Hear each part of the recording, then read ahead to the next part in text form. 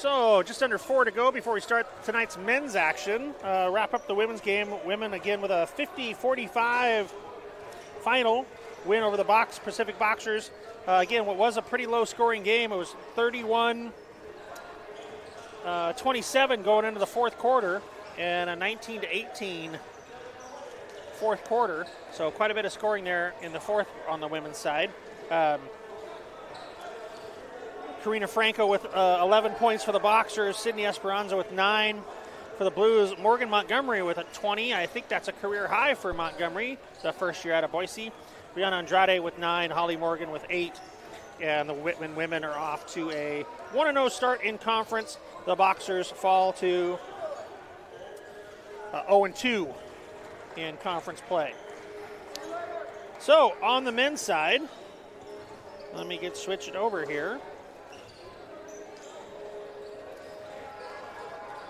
Pacific comes in 5-5, 1-0 in conference. They had a win over Linfield, 75-50 back on December 6th. Forced 21 turnovers, and that'll be a big thing we talk about. Linfield just shot 29% from the floor, 19% from three. And then the most recent action for Pacific, they lost to Hamline, 86-72. Got out rebounded 51-38 in that game, but lost my train of thought. Herboka, got to try to find his first name. Anthony Herboka, led all scorers in that game with 21 points, 9 of 20 from the floor, 2 of 9 from three. Pacific shot 41% from the floor, just 21% from three in that game, and that's really what Pacific will do. They're second in the conference in scoring, 85 points a game, but giving up 84. They are first in the conference in turnover ratio. They've only turned the ball over 134 times and have forced 200 turnovers. So in 10 games, their turnover differential is about 7 a game. Whitman, on the other hand, coming in 5-5. They're fourth in the conference in scoring margin, although I think that's a little off. The conference website seems to not have one of the games that Whitman has played that has counted.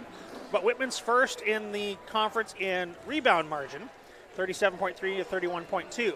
So I think the key for tonight's action is going to be Whitman taking care of the basketball, because when they've lost, I believe the turnovers have been high in just about every game that they've lost. And they're going to have to limit Pacific to one shot. Okay, Pacific is going to play a lot of guys, going to push the tempo, going to rely on some offensive rebounding. So if Whitman can limit Pacific to one shot and then not turn the ball over a ton, I think Whitman will have some really good scoring opportunities against the pressure and pace of the Boxers. We'll send you down to public address announcer for tonight's starting lineups, and then we'll get ready to start tonight's men's action in this Northwest Conference game between the Pacific Boxers and your Whitman Blues.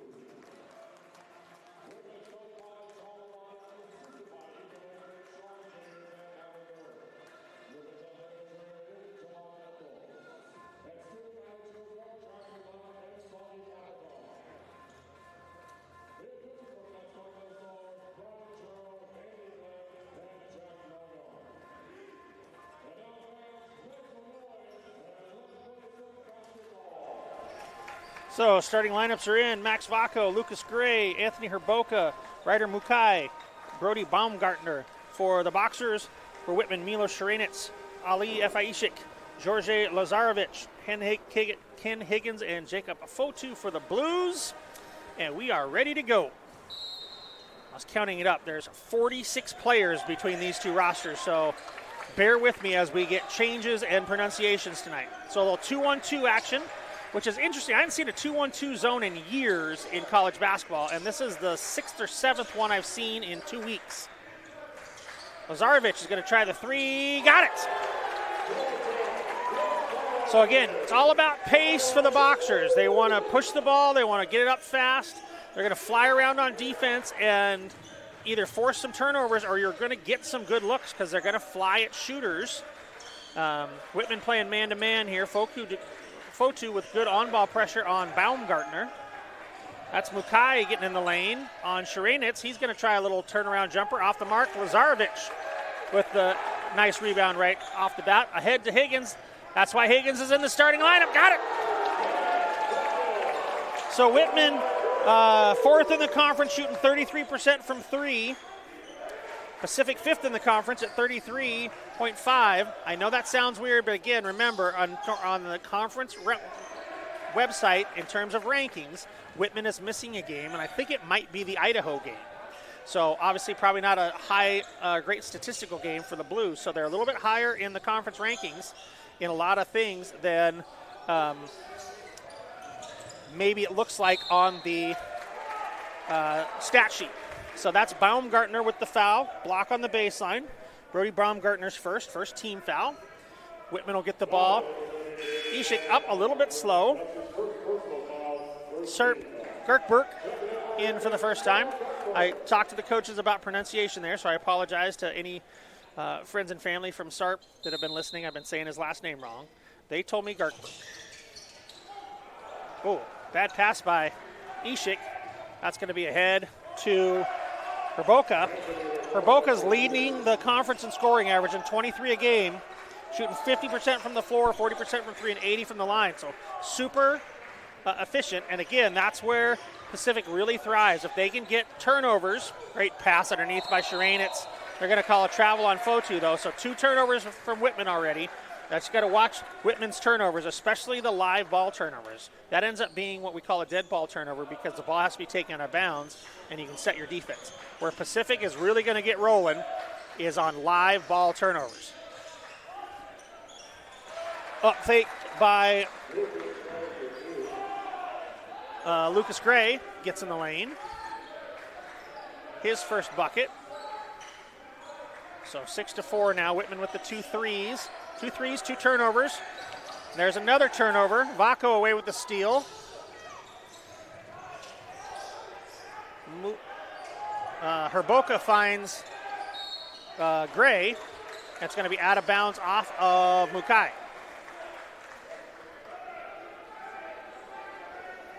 Lazarevic is going to check back in for Sarp.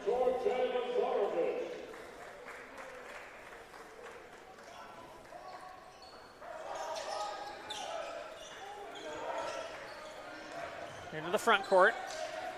I learned this from Coach Bridgeland when he was still here.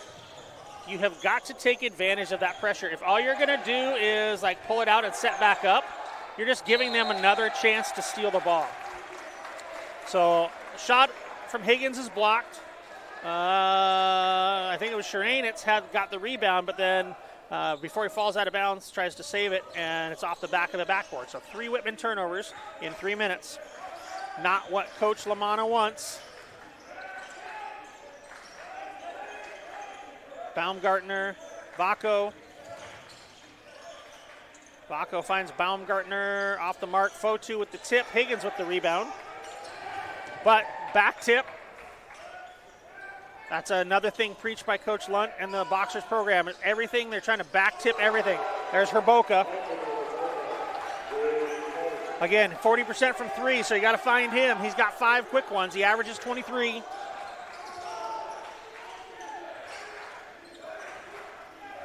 Now, the only one in the starting lineup that doesn't shoot it pretty well from 3 is Vaco.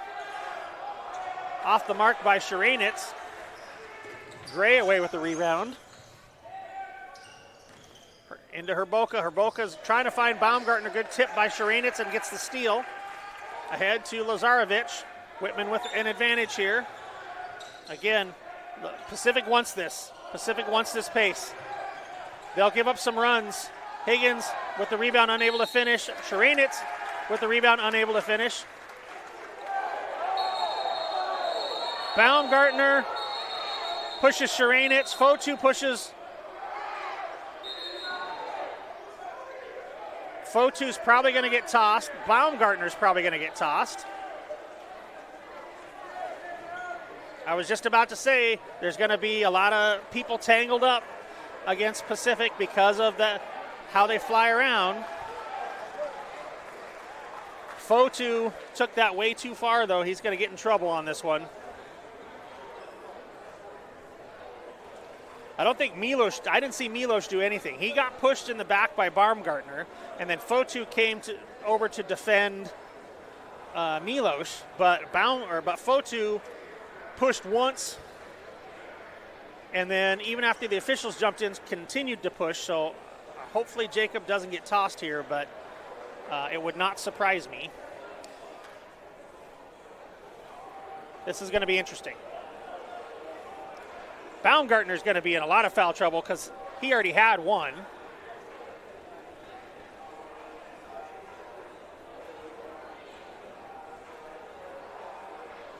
So we'll try to sort it out. It's always hard to tell from up here. So first foul was on Mukai. That will lead to free throws for Sharanitz. So Milos will head to the line for 2. So now they're going to the monitor. So we're going to have a break here.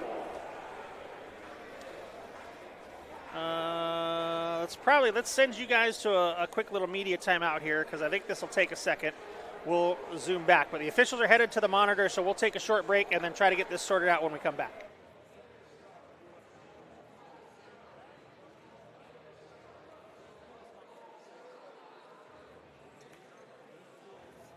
My name is Kane Ryan. I am a junior biochemistry, biophysics, and molecular biology major, and I am a fish culture technician at the CTUIR's Mussel and Lamprey Lab. I think growing up in the Pacific Northwest, just being surrounded by so many streams and lakes and river systems, and never really knowing what was going on in there always got me really curious and interested in what was happening below the surface. Pacific lamprey and freshwater mussels aren't considered species of interest by most organizations. We have the opportunity to study these species in way more depth than anywhere else in the world.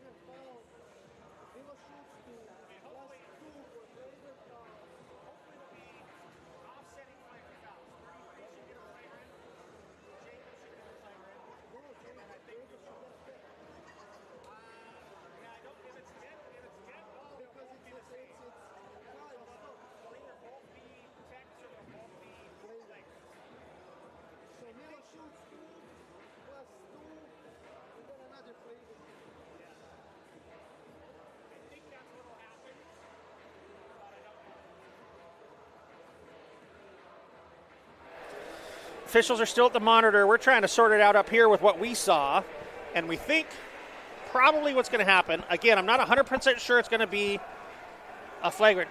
Baumgartner's acting out like he got punched. But he pushed, all I saw was him push Milos in the back. Dead ball, so I think that should be a technical. Again, the first foul was already called on Mukai. Shooting foul to send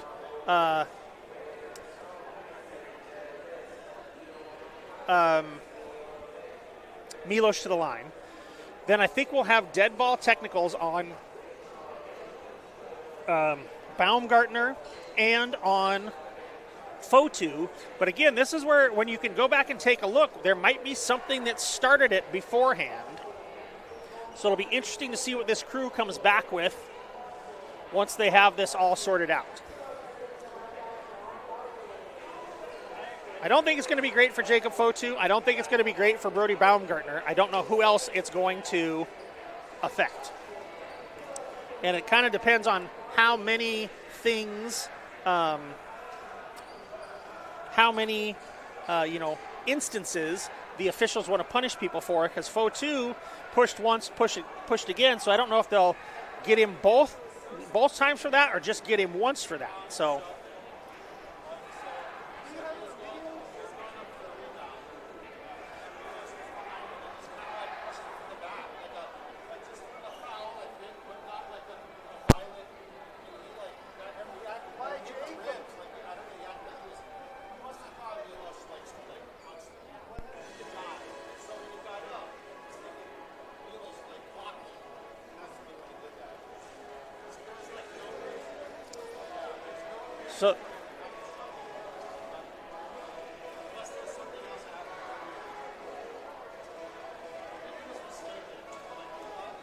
I don't know what's going on.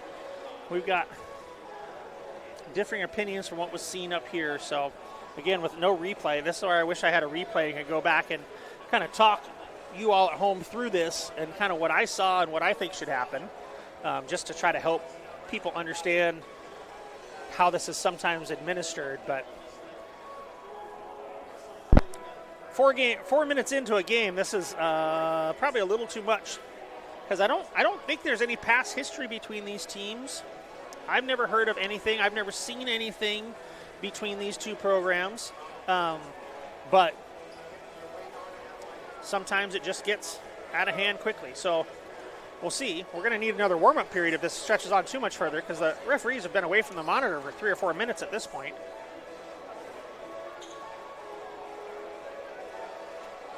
So now they're writing down what's going on. I think it'll get announced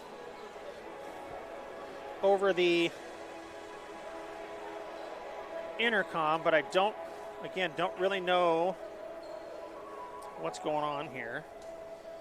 Neither coach seems super worried at this point, but I think there might be some poor reactions once this actually gets administered.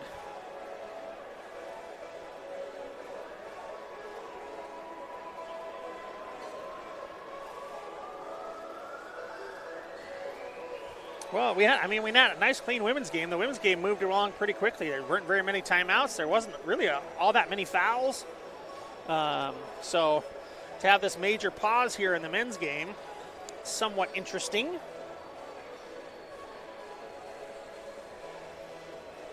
Because, again, we're about 4 minutes of game time has stretched into over 20 minutes of actual time.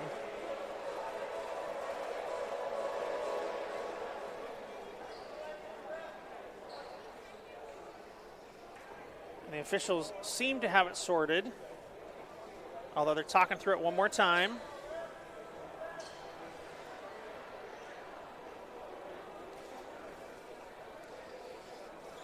I need a seat cushion if there's going to be this long of a break up here. Holy cow. Well, hopefully all of you out there are having a wonderful start to the new year. We're sorry this is chaotic here to start the game. Okay, so the officials are now walking the scorers table through it, pulling both coaches together, so we'll find out what's going on here. We do have John Barry down there, who is Whitman's SID, and he'll, I think, come back up here and probably explain us through all of it, but we'll see. I might even have to take off the headphones here in a second when they try to announce it, and I'll try to write it all down the way I hear it, and then we'll come back on the air and broadcast it. I'll probably have to turn my mic down in case I react poorly or the fans react poorly. I haven't seen any indication of anybody tossed, but they do seem to be running through multiple fouls. So there might be more than just 2 people involved here.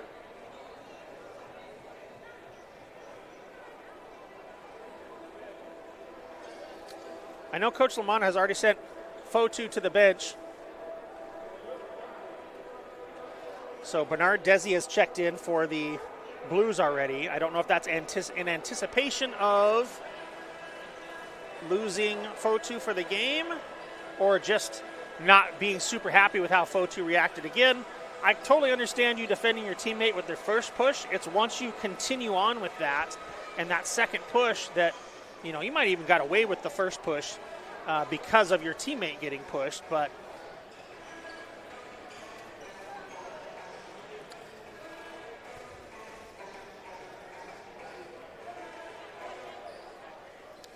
we could have a completely different ball game once this is all said and done. Okay, talking to both coaches. They seem to be getting everything in the system, but nothing has flashed up. Nothing has been announced, so I don't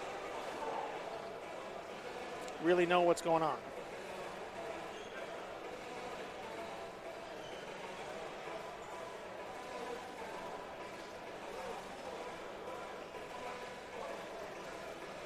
I know we're not ever supposed to have dead air, so I don't really know what to talk about.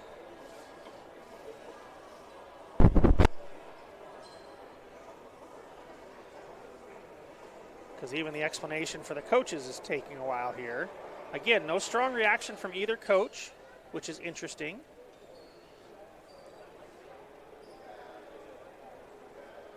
Now Coach Lamanna seems to be a little worried about something.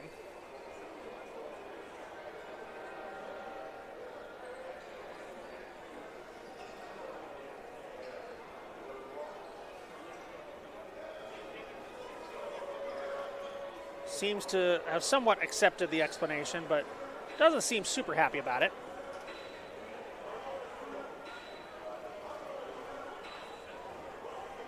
I'm interested to see that Baumgartner seems to still be in the game. There's been no sub for him, and I don't see any way he can not leave here with at least 2 fouls. Oh, one sec.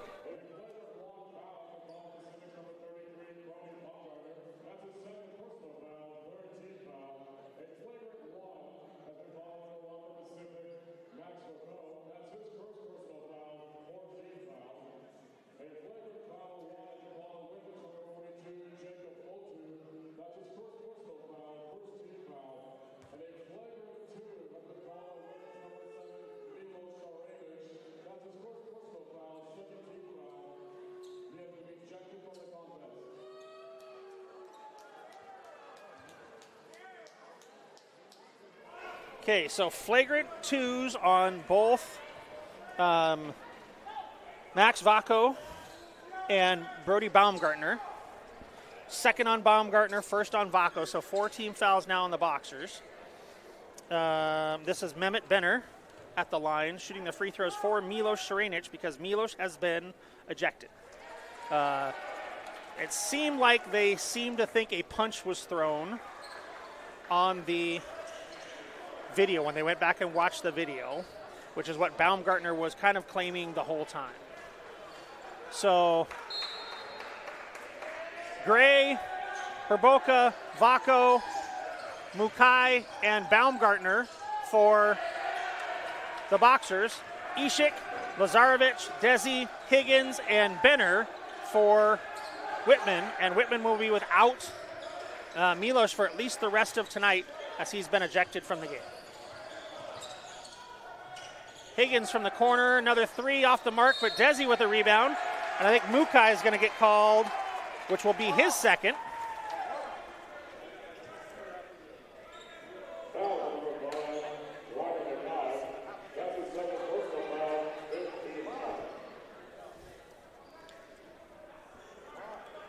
And now I don't know what's going on. Another separation.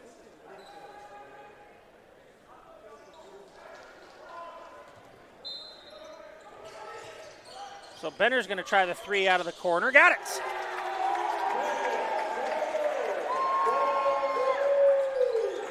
Again, some pretty serious foul trouble for Pacific already. They've got 2 on Mukai and 2 on Baumgartner and don't seem to be concerned about either. But again, Coach Lund has run this system for a long time, so I think he kind of plays the guys that he plays. Herboka off the mark.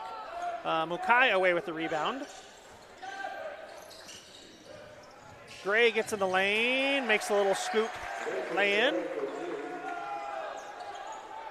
Higgins finds Benner. Benner turns it over with Vako stepping in. Herboka's going to get in the lane. Herboka's going to get the lay in. Again, it's those live ball turnovers that are going to hurt Whitman. Can't throw bounce passes in the middle of the court unless you're pretty sure they're going to get there. And then you got to attack here on this end. You got to keep going. Benner back to Lazarevic. Lazarevic tries to throw a bounce pass. Another Whitman turnover.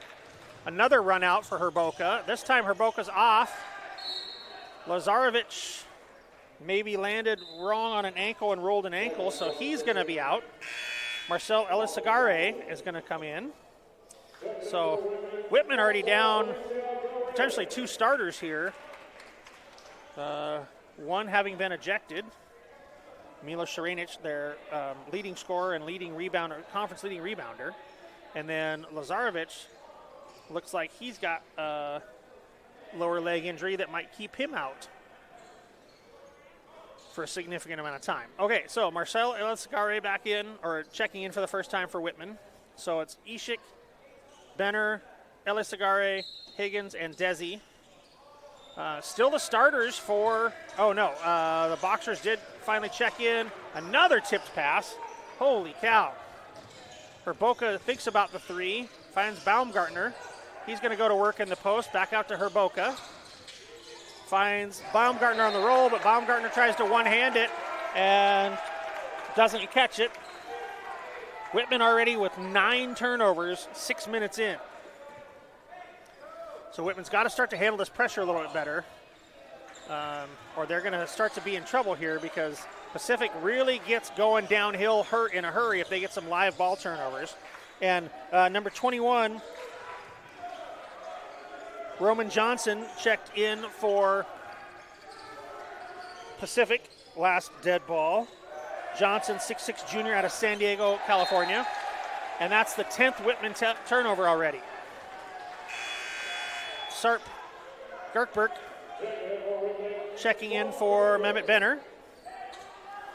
Coach Samana trying to be encouraging over there. There's gonna be some turnovers in this game. There's no 2 ways about it, because Pacific just flies around and jumps passing lanes too much. But Whitman's got to start to pass fake a little bit more, be solid with their feet. Can't fake too many cuts against this. You've got to kind of plant and go, and then trust the next guy to fill. Good trap there by Whitman. Great rotation. Gray's going to get in the lane, though. Shoots a little floater. He's got it.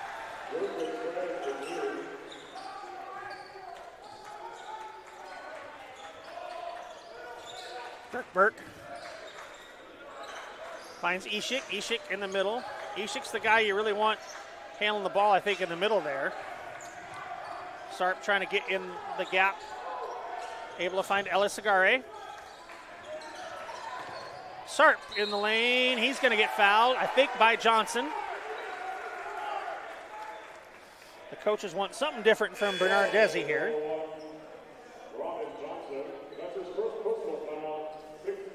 So Sarp headed to the line.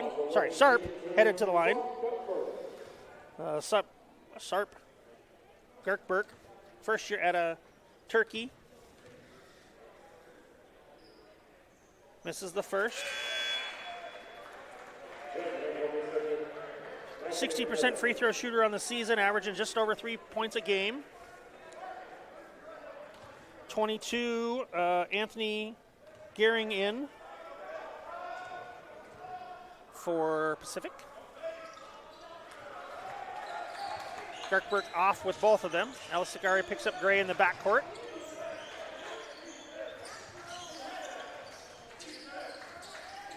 Johnson trying to go by Desi. Desi with pretty good defense. Bodies up Johnson. Johnson unable to make the shot. Higgins away with the rebound. Be interesting to see how Whitman handles a little different rotation here. Going to be some different players. Milos plays a lot of minutes for Whitman. Sarp not sure what to do, but no 5-second call because nobody's close enough. Ishik's going to try the 3. Ali F.I. Ishik with the 3. Again, just shooting 26% from 3 on the season, but is a much better three-point shooter. And there's Gehring with the answer. Gives the Boxers back the lead. Fotu and Benner ready to check back in. Good job by Elisagare to get that ahead to Ishik after a tip. Again, a lot of hands. Gray is getting his hands all over everything. Lucas Gray, pretty active, the 5'9" senior out of Long Beach, California. Higgins at the top, thought about it. 9 on the shot clock, so Whitman's got to go here. Penetrate, kick. Yep. Higgins with the 3. Got it!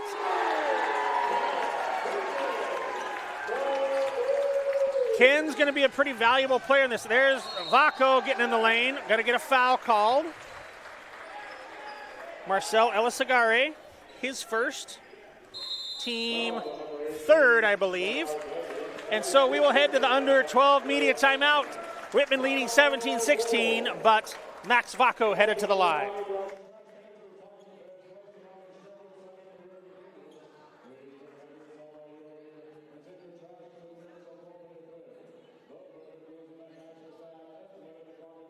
Sarah Marshall. I'm a senior politics and environmental studies major, and I work with the Career and Community Engagement Center as the student leader for community partnerships. It has provided me with a lot of opportunities to work collaboratively with a diverse range of people. So as I look to my post-grad plans, I'm thinking a lot about nonprofit work and community building, community organizing, and I don't think that any of that would have been the direction I would have chosen without having this hands-on experience.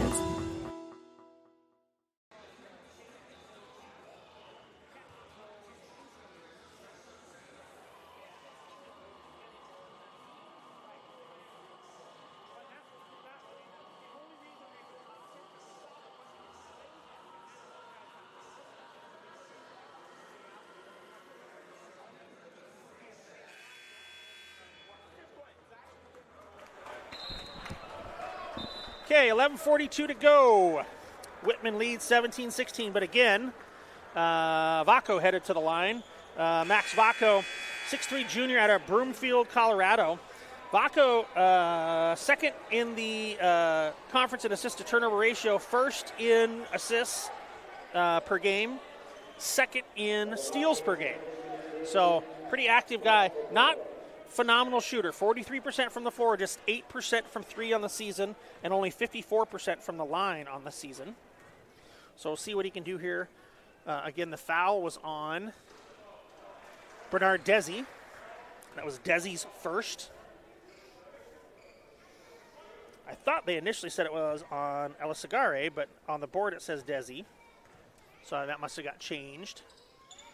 And then Jacob Fotu checked back in. So Marcel Elisagare, Sarp, Kirkberg, Mehmet Benner, Ken Higgins, and Jacob Fotu in for Whitman. Herboka, Johnson,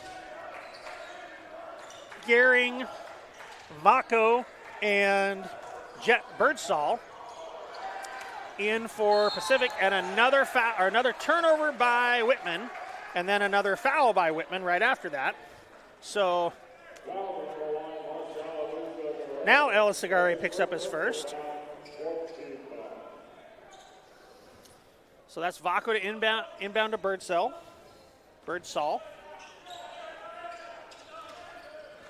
Tied at 17 here.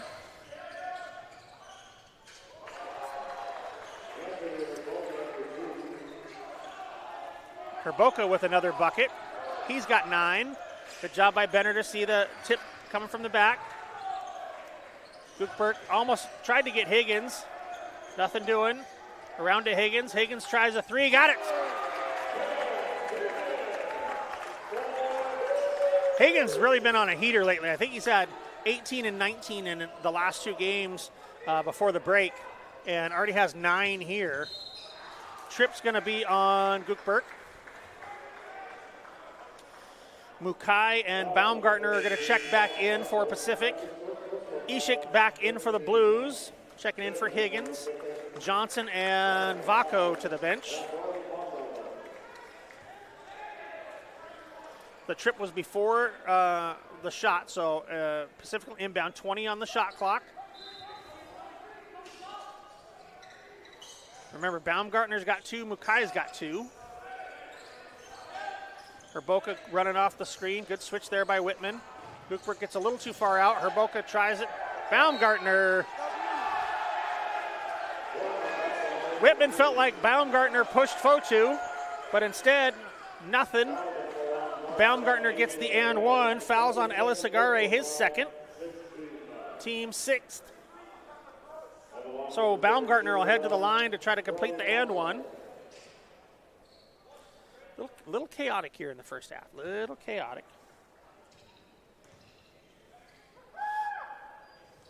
Baumgartner, 64% on the season. Completes the three-point play, 6'6" senior out of Canyon Country, California. Canyon High School. Finds Fotu in the middle. Ishik does to break the press. You'll see, again, Pacific really gets out in the gaps. They give you the ability to just drive down the middle. Fotu with the mishandle. Gearing away with it. Ahead to Baumgartner. Baumgartner gets the break, run out.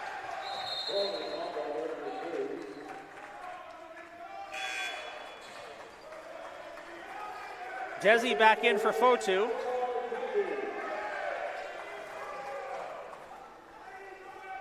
Whitman already with 12 turnovers here first half.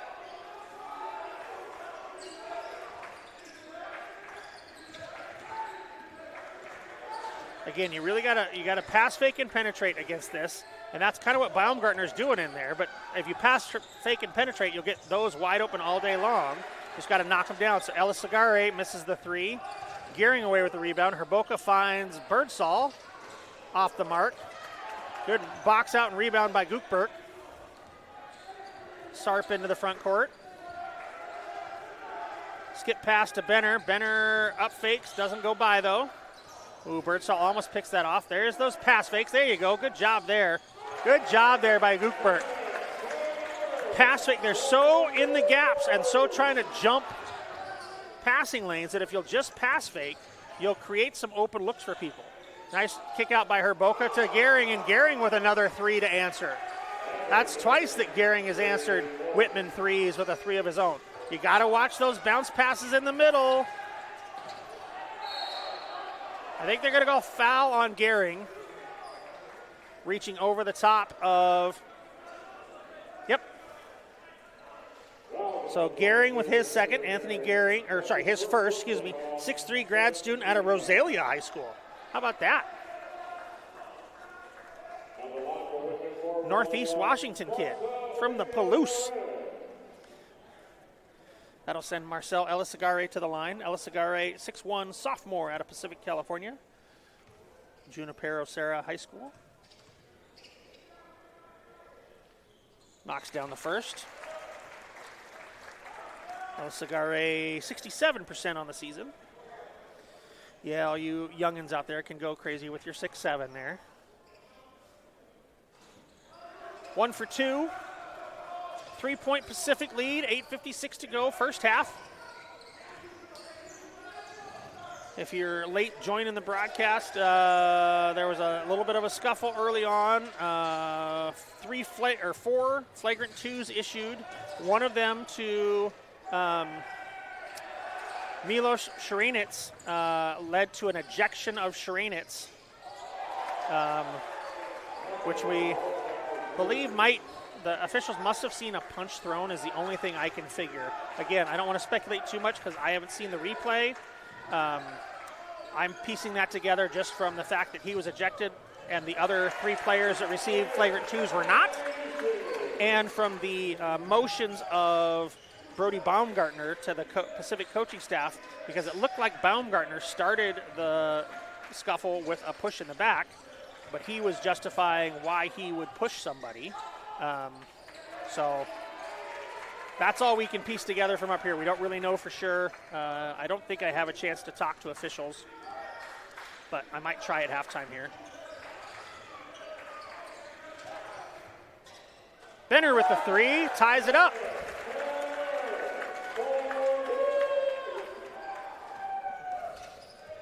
Subs at the table. Ken Hagan's about to check in. Max Vacco about to check back in for the Boxers. Ooh, Herboka pump fakes from 28 feet. Boxer turnover. Elisagare away with it. Ooh, almost turns it right back. Benner's going to try it again. I like that from Mehmet Benner, though. Hit one. He'd already made one in the corner, too. So, a quick one in transition would have been big. Baumgartner, good defense by Desi. That's Mukai trying to go over Benner. Uses the glass pretty well. Pace of the game definitely favoring Pacific. This is the speed at which Pacific wants a game to be played. And again, turnovers are 12-5, I believe, in favor of Pacific. Gukberg, if they call that on Baumgartner, that's going to be 3. Yep, Baumgartner, his 3rd. And that'll lead us to the under 8 media timeout. Whitman trails Pacific 29-31. I believe Sarp Gukberg headed to the free throw line.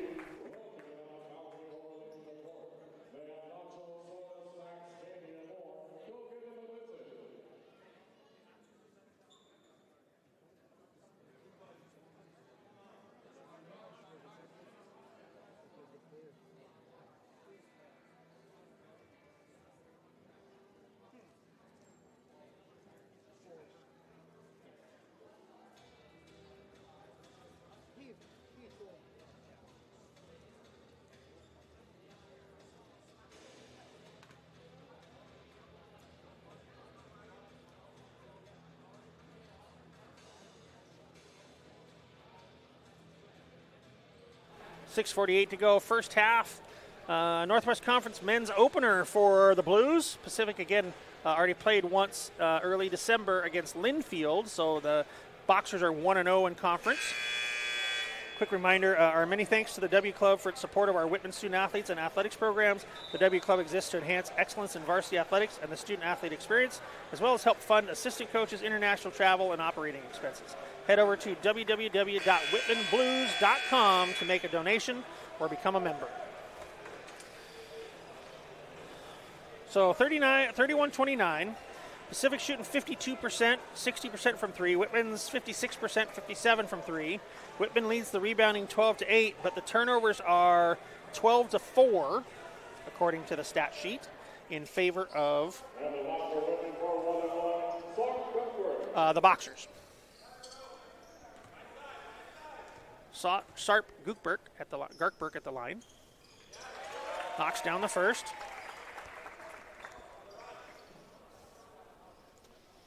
Was 0 for 2 on his first trip to the line.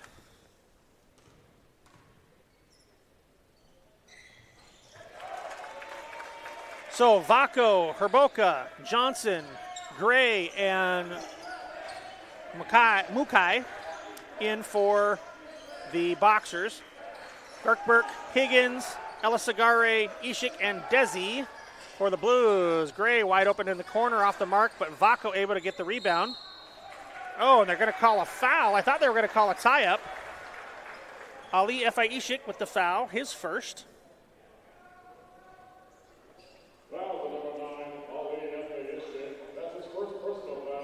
Seventh team foul, so both teams in the bonus now.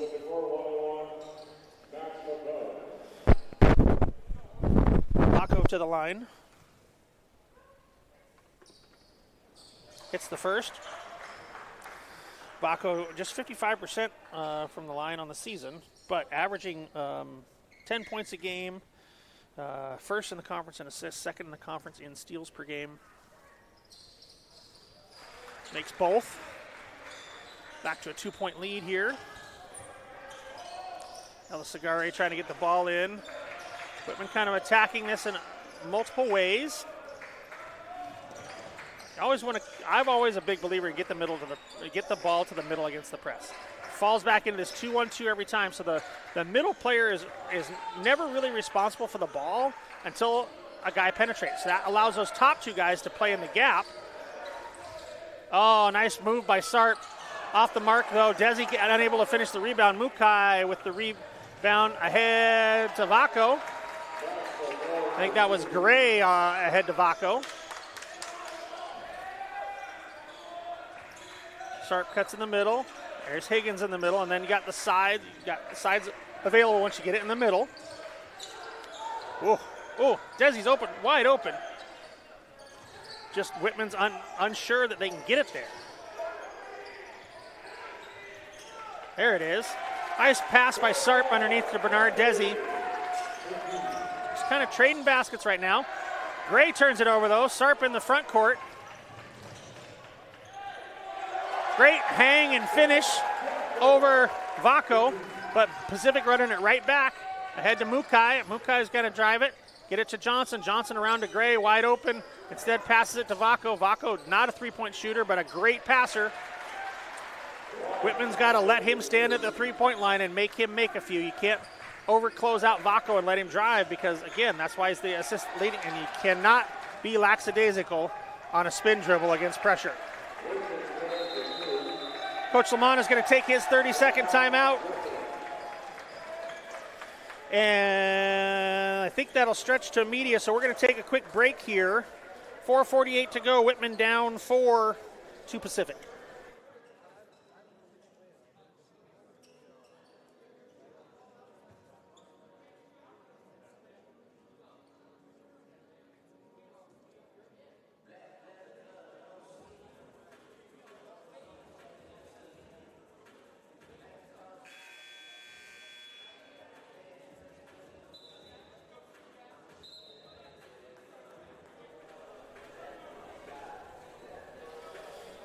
.448 remains first half. Pacific leads Whitman 39-35. Joel Meske, the 7'2 senior out of McCall, Idaho, checks in for Pacific.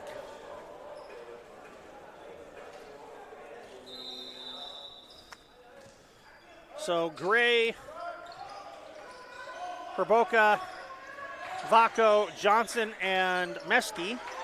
Another turnover in the backcourt. 14 turnovers now for Whitman. Gets this lead to 6. There you go. A little more. Got to be aggressive against this. Just can't be passive and you can't be lackadaisical against this pressure. Higgins will try another three. Off the mark. Ishik able to get the rebound. Goes up. They're going to call a foul, I believe, on Meske. Good job by Ishik to get the rebound and the up fake. Yep, Meske with his first. Team 9th. 2 shots for Ishik, headed to the line. Whitman's been really efficient. 56% from the floor, 57% from 3. But just can't hold on to the basketball. Yeah, I guess Whitman's down to 52% from the floor to Pacific's 57%. Whitman 53 from 3, Pacific 50 from 3. But again, the turnover margin is 14-5 in favor of the Boxers. So 9 extra possessions, a lot of extra looks. Johnson will try a 3 out of the corner off the mark. Good box out. Keep Meske off the glass.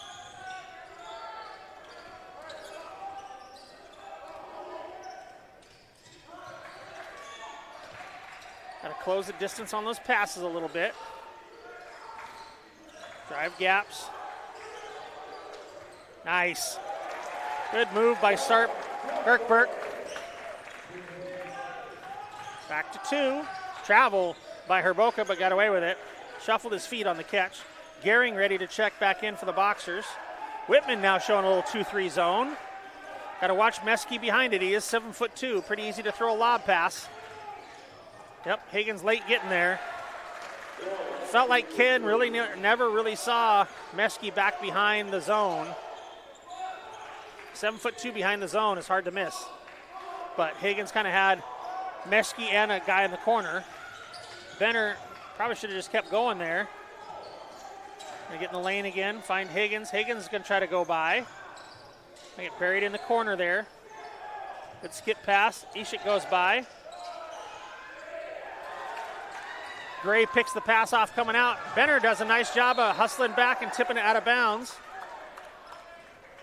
Gray did something to his foot. Uh-oh. So that'll send us to under 4 media. 43-39 Pacific. Pacific basketball first half.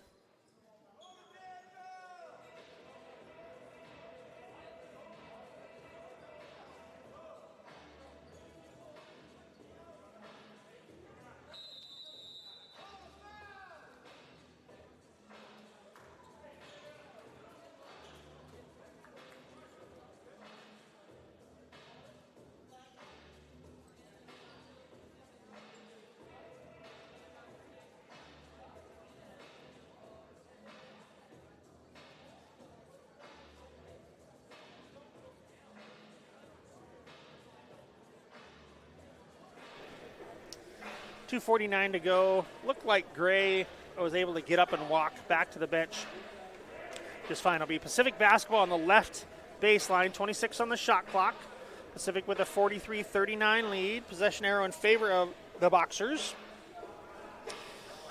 Again, Whitman shooting 55% from the floor, 53 from three, 70 from the line. Pacific 56% from the floor, 43% from three, 80 from the line. Rebounding is in favor of Whitman, 15-10. But again, the big stat right now is 15 Whitman turnovers to just 5 by the Boxers. And then those 10 extra possessions are the difference in the game right now. Whitman without Milo Sharanec, who was ejected for a flagrant 2. And George Lazarevic, who appeared to roll an ankle not long after Milos was ejected. So Whitman down 2 starters. Lazarevic still on the bench, but does not look like he's coming back from the way he's moving. So Vaco, Gray, Gehring, Meski, and Herboka for Pacific. Whitman with Higgins, Ishik, Gukberg, Fotu, and Benner. Again, a little old school back pick action, which Whitman's got to be careful of. Fotu shows on that. Ishik able to recover, trying to get it into Meski. Instead, Gray sneaks by. Gray is only 5'9", but has done some scoring in around the basket. Fotu on the run there, back out to Ishik. Oh, Gray almost gets that. Benner's going to try the 3. Off the mark, Fotu batted it away from Gehring. And then Herboka on the run, that's going to be long, and go over the backboard. Yeah, once it goes over, it's out. Gehring doesn't like it, but that's the rule. 2:14 to go, Pacific up 6. Pacific a little bit of foul trouble. Baumgartner with 3, Mukai with 2, but Mukai had 2 about 5 minutes in. Oh, Vaco with a nice steal there, just took it away from Fotu. Ishik does a nice job to kick the ball and at least let Whitman set up. Marcel Ellis-Sagare, the only one with 2 for Whitman, I think. I'm a little behind on Whitman fouls, it looks like, though, so I got to get myself caught up here.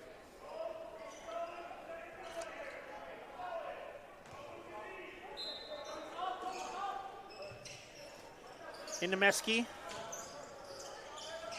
Herboka coming off the screen, hits the pull-up jumper. Herboka now with, I believe, with 13. Again, average is 23, so well on pace for his average. Follow tip there, almost gets Whitman in trouble. Higgins open in the corner again, finds Fotu. Gehring thinks about doubling. Yep, penetrate that gap. Oh, but good tip by Gray. Another Whitman turnover. I think that's 16 now. Gehring spins in the lane. Yep, travel. Gives it right back.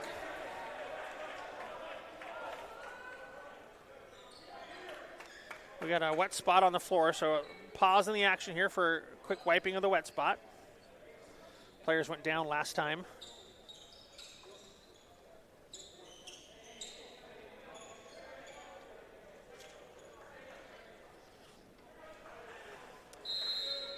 So Ishik to inbound. Sarp to Benner. Benner finds Ishik again. Again, when Whitman's handled the pressure, they've created pretty good shots at the back side of it. They just turn the ball over too many times. Yep, carry on Benner.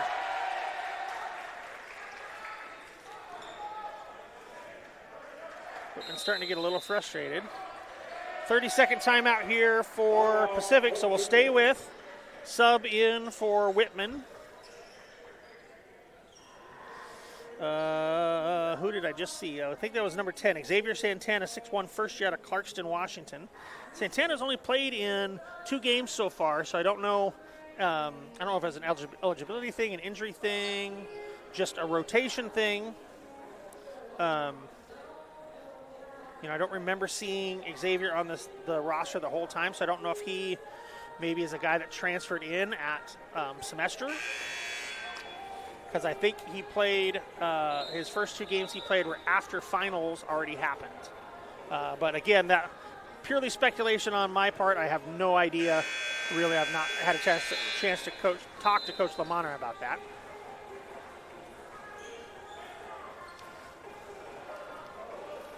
I don't think Coach Lamanna liked the reaction from Benner. There was a miscommunication with Benner and Higgins that led to a turnover, and again, it was just Benner's response to that.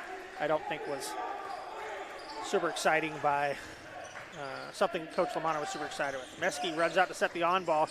Good job by Fotu to trap. Nice pass by Santana ahead to Higgins, but Gehring sends it back. Whitman able to track it down though. Fotu in the corner. Fotu's going to try the 3. Got it! Big 3 by Fotu to get it back to a 5-point game with under a minute to go. Good steal by Ishik in the half court. Good job by Whitman to transition and follow Higgins after the block shot by Gehring. Whitman able to track down that offensive rebound. Ice in the screen now, not letting them have access to it. Fotu helping. Into Meske. Meske reverses to Vako. Again, that's not what Vako does best. Vako only shoots 8% from 3, so good job by Whitman. Shot clock is off. Whitman can get 1 shot. So again, can close it back to 3, maybe even 2 points. Sarp's going to get in the lane, finds Santana. Santana is going to get called for the travel. Thought his foot stayed down, but maybe not. So 2 seconds left, another Whitman turnover. That's 18 or 19 for the half. So just 2 seconds here for Pacific to get something up. Gehring's going to throw it deep. Vako catches it, throws it up, and I think they're just going to call it for the half. So, at the end of the first half, Whitman trails Pacific 42-47. We'll take about a 10-minute break and then get you ready for the second half.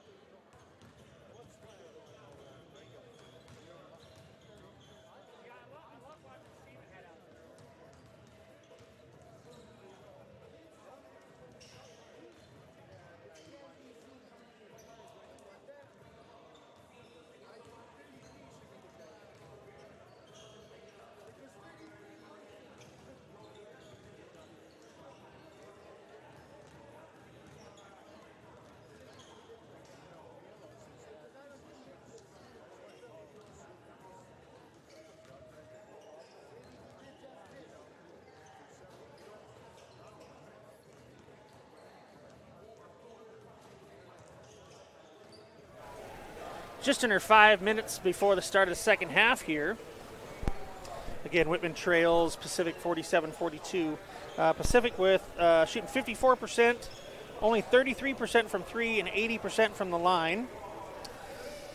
Whitman shooting 52%, 53% from three, 9 for 17, 7 for 10 for the line for 70%. Whitman leads the rebounding 17-11, but the turnovers are 19-7 in favor of Pacific, and Pacific has 19 points off of Whitman turnovers. The Whitman just with 4 points off of Pacific turnovers. Leaders for both teams. Lucas Gray with 12 for the Boxers. Anthony Herboka with 11. Max Vaca with 7. For the Blues, Mehmet Benner with 11. Ken Higgins with 9. Ali F.I.Ishik with 7. Rebounding for the Boxers, Ryder Mukai with 3. Nobody else with more than 2. And for the Blues, Ken Higgins with 4. Ali F.I.Ishik and Bernard Desi with 3. Assists for the Boxers, 3 for Max Vaco, 3 for Anthony Herboka. And for Whitman, 2 for Marcel Elisagare and 2 for Sarp Garkberg. So, again, I think it's pretty easy for Whitman in the second half here to figure out what they got to do to change their fortunes here. They got to take better care of the basketball. We were talking up here, a couple just kind of really bad turnovers where not seeming to be super dialed in and super attentive, I guess would be the word I would maybe use with the ball. Kind of being a little bit lazy, trying to look over the defense and getting back taps or those types of things. Got to be, I would say, a little bit more aggressive down the middle of the defense, trying to penetrate and then find shooters either behind, or I'm a big fan against this style of defense of penetrating, stopping your feet, turning around, and flipping to the guy at the top of the key, because almost every defense that is played the way Pacific is playing flattens on drives. They have, especially with a 2-1-2, those bottom two guys will pinch the blocks. The middle guy will take up the middle, and the guards will start to flatten to the wings. The top of the key is generally wide open. And so if you can get somebody to step to the top of the key and knock down a couple shots, Whitman could start to turn this around pretty quickly. Good job on the glass by the Blues, winning the rebound battle. They're +6 on rebounding, so they're limiting those second shots by Pacific. But got to find a way to generate a few more easy looks themselves and knock those down. Like I said, they just need more shots up. They need less turnovers, more possessions that result in a shot or free throw attempts. Foul trouble for Whitman, 2 on Marcel Elisagare. And I think that's it. Again, Whitman is without Milos Širenec.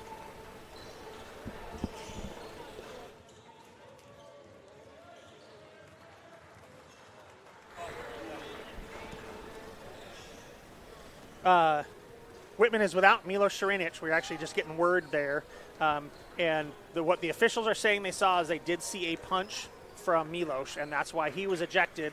And the other 3 players that were involved just got flagrant 1s, I believe they were. I think I said flagrant 2s on the air. I think the other 3 players, Vaco, Baumgartner, and Fotu, got flagrant 1s that were just pushes. And then they saw a punch on the tape. When they went back and watched the video, they saw a punch from Milos Širenec, and that was what led to the ejection. And then Whitman also without George Lazarevic, who rolled an ankle in a transition defensive play that led to him. He's on the end of the bench, but he has not returned to the game since that injury occurred. Should be Pacific basketball here to start the second half.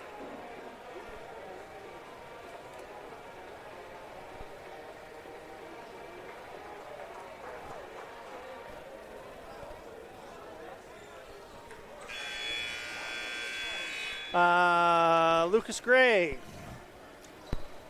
Anthony Herboka, Brody Baumgartner, Max Vacco, and Ryder Mukai for the Boxers. And then for Whitman, Ali Efaishik, Serp Gerkberg, Xavier Santana, number 10, Jacob Fotu, and Ken Higgins. So Whitman in looks like a 1-2-2 here. Might be a 2-3. So trying something a little different defensively here. Vacco around to Baumgartner. Baumgartner able to wiggle it up at some point. Coach Lamanna wanted Ishik to drop there, which is what should have happened. Maybe a little different press break too.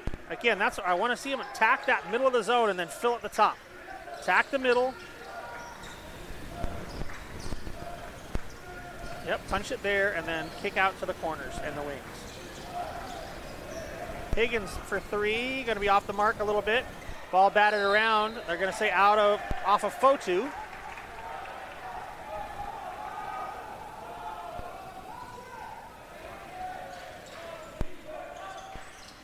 Vacco into the front court against Santana. Again, Ishik had to slide down with that. Mukai might try to go here. Good left hand by Mukai. Good patience and pivot by Mukai. Pretty good defense by Ishik. Stretches the lead to 9. Higgins gets in the middle.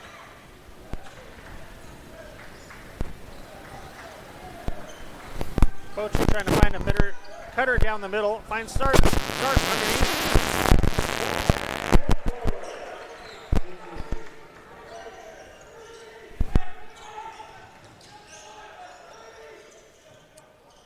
So Gerkberg there with the lay-in. Mukai in again, this time with the right hand off the mark. Ishik and Mukai both on the ground. Gerkberg gets through pretty intense pressure there. Dribbles his way through it. You usually don't want to try to dribble your way through a double team or triple team, but Sarp did a nice job there.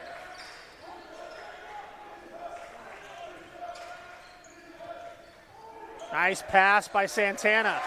Santana with some nice energy early on. Didn't play much in the first half, but starting the second half after getting a few minutes there, or a few seconds really, about 45 seconds at the end of the first half. Bringing nice little energy. Great pass underneath the Fotu. Mukai's going to go again, this time on Fotu, but Fotu didn't box out. Desi will come back in for Fotu. Fotu almost throws it away. Don't want to compound mistakes. Ishik in the full court, penetrates. Don't want to make jump passes against pressure. Gerkberg in the lane, penetrates. There Fotu. Fotu finding cutters down the middle again. Skip passes open to Higgins. Higgins going to drive by, finds Sarp. Nice finish by Sarp. Whitman taking much better care of the ball here and starting to cause some problems. Vacco, nice throwback to Herboka, who finds Baumgartner.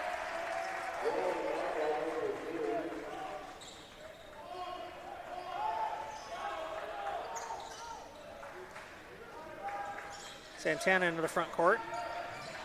Tries the cross-court pass. Nice job by Fotu to get on the floor, but unable to find Higgins. Lead to a Whitman turnover. Jet Birdsall back in, along with Gearing, Anthony Gearing.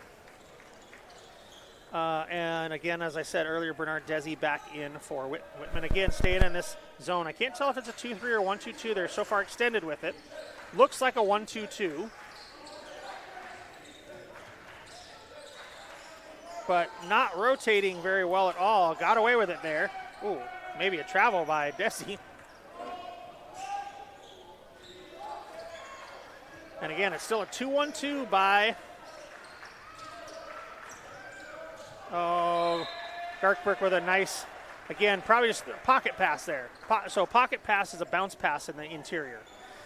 Those scoop passes tend to either be too hard or on too weird of an angle for bigs to catch, and they get deflected a ton because as you're moving, your hands are naturally at your waist level, and so you tend to deflect waist level passes.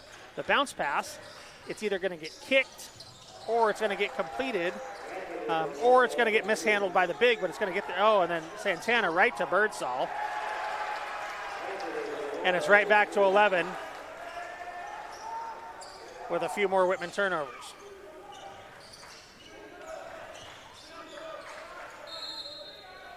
Coach Lamana's going to take a 30. That should stretch.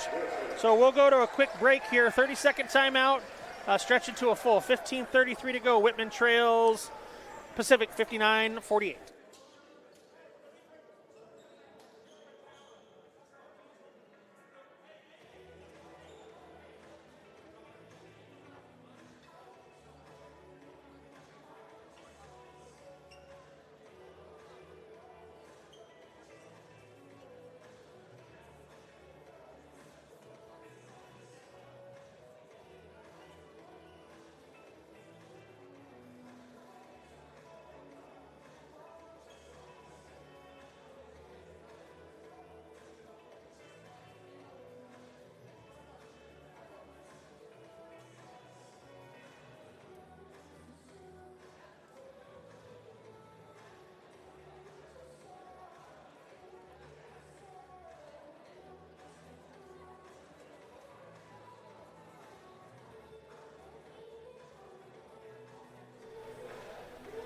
$15:33 remains, second half. Pacific leading the Whitman Blues 59-48. Whitman basketball. Coach Lamana with a 30-second timeout that stretched to a full. So that leaves Coach Lamana with 2 more timeouts. The Boxers still have 3, 2 30s and a full.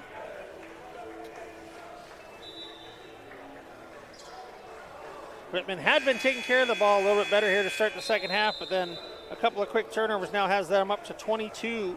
The turnover margin is 22-7 now. Whitman almost shooting the same percentage as Pacific. Shooting much better from 3, but the turnovers just leading to too many possessions for the Boxers right now. So Santana, Garkberg, Ishik, Desi, Higgins for Whitman. Sarp sneaks by with 5 on the shot clock. Vaco, Birdsall, Herboka, Baumgartner, and Gehring. Looks like Whitman might be back to man-to-man. That's Vaco with the nice drive. Sorry, Vaco with the nice drive there and finish over Bernard Desi. Desi tried to block it. Whitman seems to be trying to move the ball a little quicker now. Higgins wide open in the corner. Got it.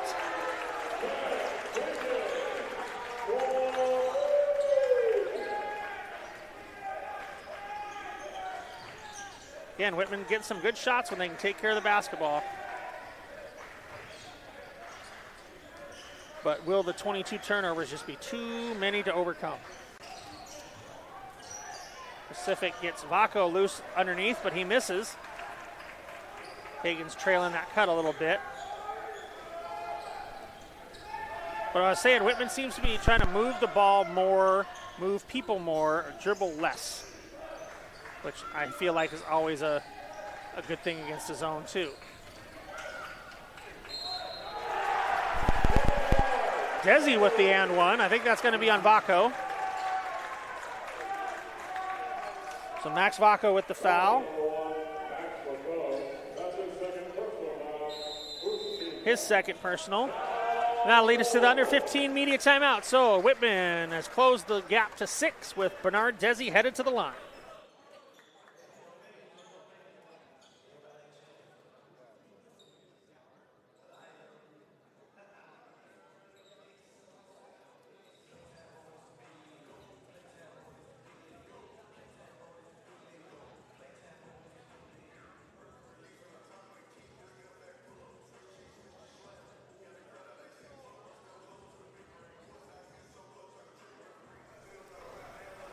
$14:04 remains second half.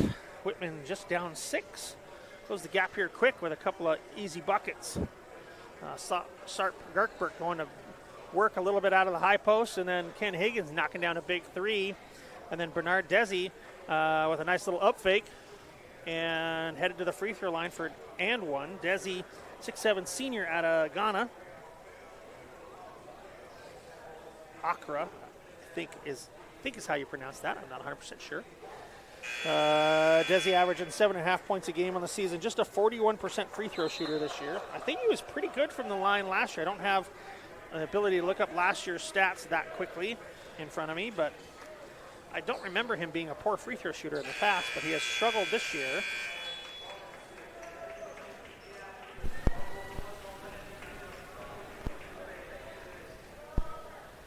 Yeah, 7 for 17 this year. But Desi at the line for one, 6-point gap.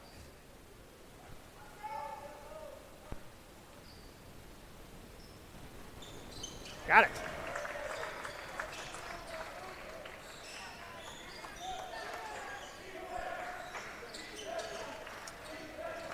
So that's number 22, Luke Johnson, in for the first time for Whitman. Guarding the ball there on Birdsall. Johnson, 6'2", first year out of Bellevue, Washington, Bainbridge High School. So Garkberg, Ishik, Higgins, Johnson, and Desi. Birdsall, Herboka, Johnson, Vaco, and Gehring for nice pass by Ishik. Whitman's got it back to three. In that penetration down the middle. Ball movement and player movement starting to make a difference here for Whitman, and just taking a better care of the basketball. Nice shot by Herboka. Tough little shot there. Herboka now with 17. Garkberg stepping in the middle there. Yeah, I think getting Ishik in the middle there, get Higgins in a corner. Garkberg working pretty good out of the high post too. Slides by again. Oh, that time off the mark. Just a little bump, got a little off balance. Not enough for a foul to be called, but Vaco going in the lane. They're going to call Garkberg. Coach Lamanna says, where's the same thing down on our end? First on Sarp. Nope, second. So there's one of the ones I'm missing. I knew I was missing a couple of fouls.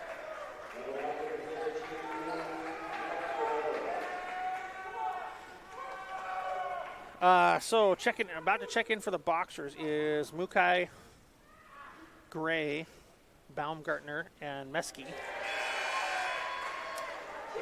Vaco misses the free throw. So Mukai is waiting at the table to come in for Vaco. Pacific's telling Meski to get back. Jacob Fotu's going to maybe check back in.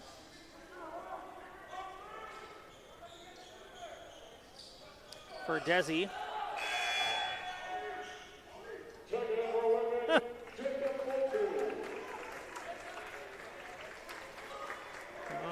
So this will be an interesting lineup for Whitman.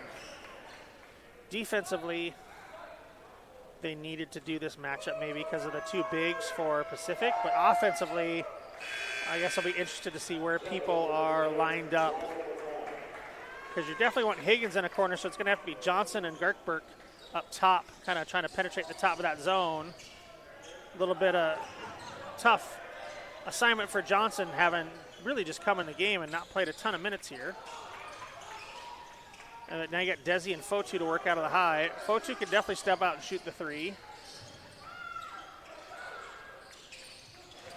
Garkberg trying to get in the lane, finds Higgins. Higgins for three, got it!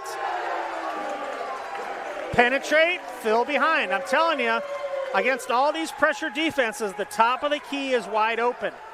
Players are too trained to flatten out. Ooh, Herboka tried to answer quickly and does. Wow.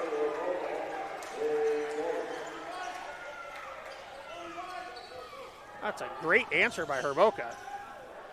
Nice job by Garkberg. Getting in the lane, finds Higgins again. Higgins tries to answer again. Yeah!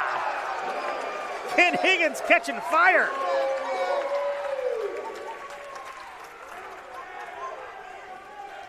Back to a three-point game here. But Herboka's going to try to go again. Herboka's trying to catch fire. Air ball, though.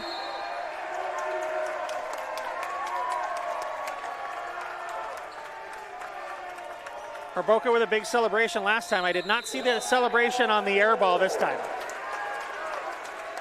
Okay, this should not be a media, so I don't know who called the timeout here.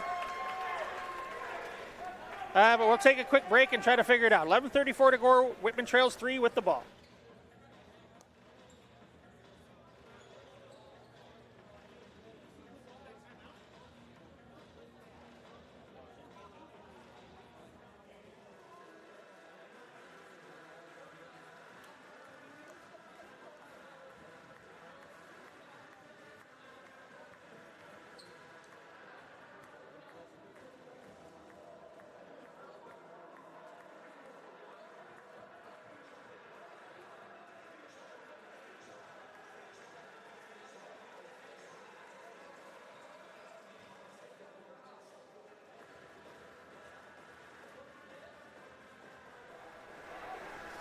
.11:34 remains. Both teams on fire here in the second half. Whitman shooting 82%, 9 for 11 from the floor. Pacific 60%, 9 for 15. Whitman with a +8 rebound advantage right now, 21-13. But again, -15 in turnovers.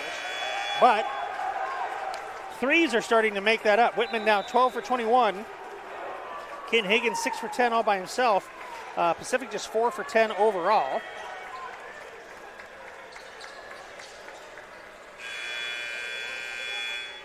So Fotu, Johnson, Kirkburg, Higgins, and Desi for the Blues. Gray, Herboka, Mukai, Baumgartner, and Meski for Pacific.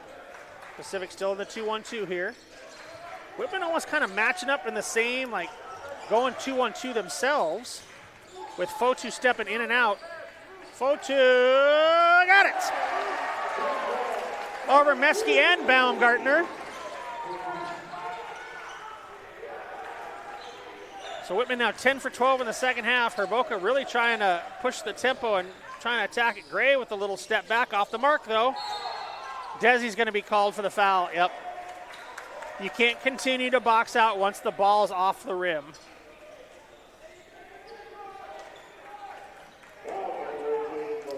So Desi's second.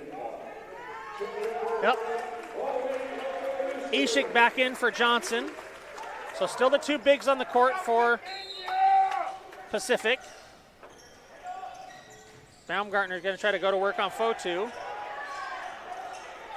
Fotu with the strip. Out to Gray though. Got it. Ball got on the floor. Baumgartner able to get to it before Ishik did. And then Ishik's guy was Gray, and he was wide open in the corner. Garkberg with Gray chasing. Now watch the follow tip. Garkberg got hit. I don't know who the foul's going to be on here. It's just going to be the second team foul either way on Pacific.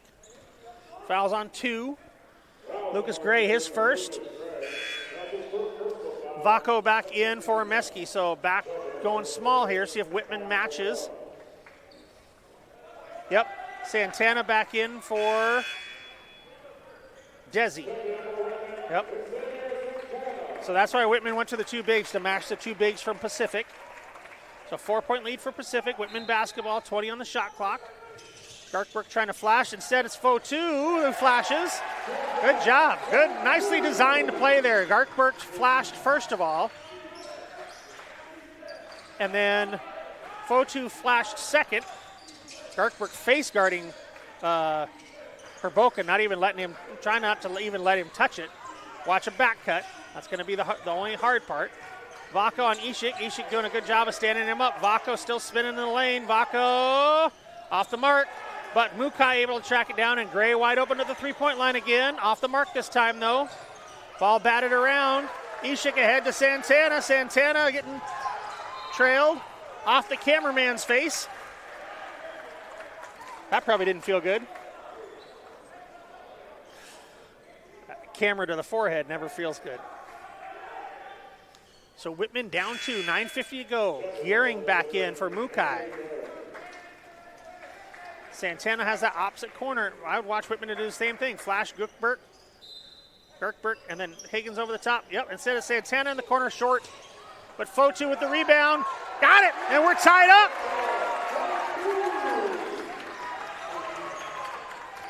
Gray trying to get downhill. Baumgartner on Fotu. Garkberg trying to keep Herboka away. Herboka back to Baumgartner. Good help by Ishik. Vaco will try to back down Higgins. Somebody's going to have to help. Yep. Vaco really forcing the contact there, but Higgins not straight up when the contact happens. First on Higgins. Third team. Desi back in for Fotu. Vaco headed to the line. Vaco 4 for 6 tonight. 54% on the season from the line. Could use those numbers to work out in Whitman's favor right about now. Whitman with only one rebounder, or missing a rebounder though. Vaco looks pretty good. I don't know how he's a 54% free throw shooter. He looks really good coming out of his hand. I would say maybe the only complaint would be almost too much rotation. Too spinny. His ball spins really hard coming out of his hand.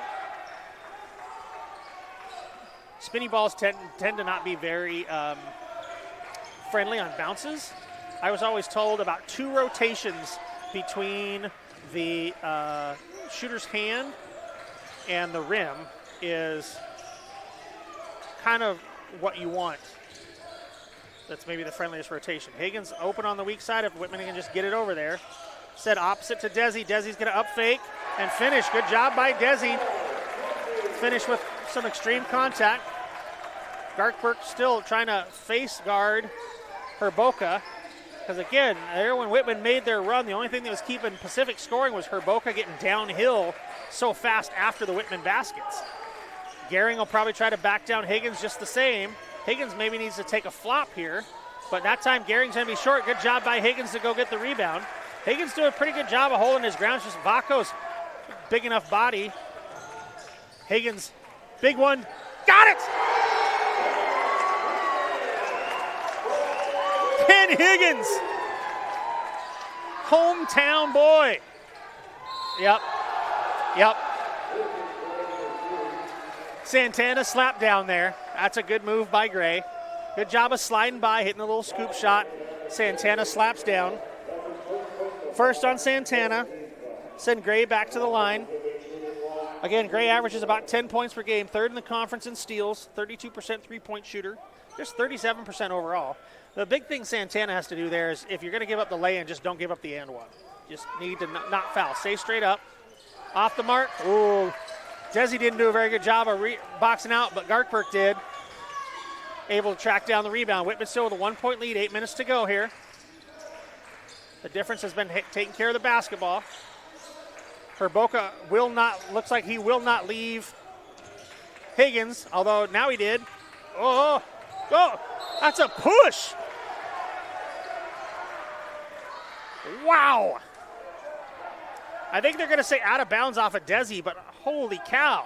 Gehring with a 2-hand shove in Desi's chest.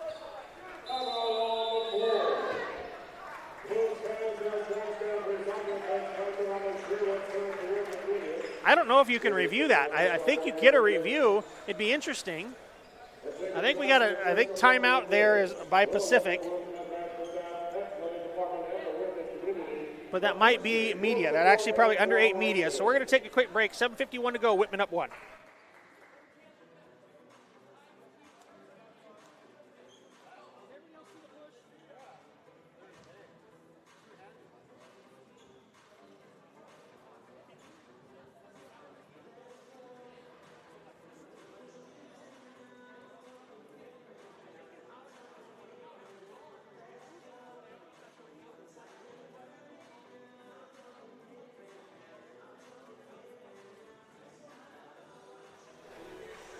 $7:51 to go. Again, I think if even Pacific fans, if we're honest here and we go back and watch that, I think you see a pretty big push by Gehring. Got away with it. I don't know if the discussion we were having is whether or not it was reviewable. I don't know. In college basketball, you're supposed to have one review now. That if it's good, I don't think you get another review, but you don't lose a timeout. If it's not good, then you obviously lose your review and you lose a timeout. So I don't know if Coach Lamanna either doesn't want to waste it there or it's not a reviewable play because no foul was called to begin with. So I don't know if they can take a look at a foul that was called. So either way, and there's fouls missed both ways. Again, heat of the moment, saw what I saw and thought they missed it, but 8 minutes to go, so a lot of time. Xavier Santana, man down, thick line. Gray makes him pay for it. Santana just fell down. So Ishik, Kirkberg, Santana, Desi, Higgins for the Blues. Herboka, Gray, Baumgartner, Mukai, and Vako. Ishik got it. Good answer. Here's Herboka trying to get downhill. Coach Lamana's up off the bench trying to get some defensive position going here. Desi harassing Baumgartner. Higgins trying to stay in front of Vako. That's the trick with face guarding, is by face guarding. You'll live with that all day long. Vako, an 8% three-point shooter. So Higgins can help on some of these drives and make Vako beat you. Ishik might try a few more from there. Kirkberg. Oh, what a finish by Sarp. Oh, Gray's getting downhill, though. Good job by Ishik, able to help stop that. Vako comes and gets it from Baumgartner. Gets the on ball, tries to get in the lane. Ishik's going to stand him up. Ball batted away by Santana. A little mishandle by Vako. Whitman up 3.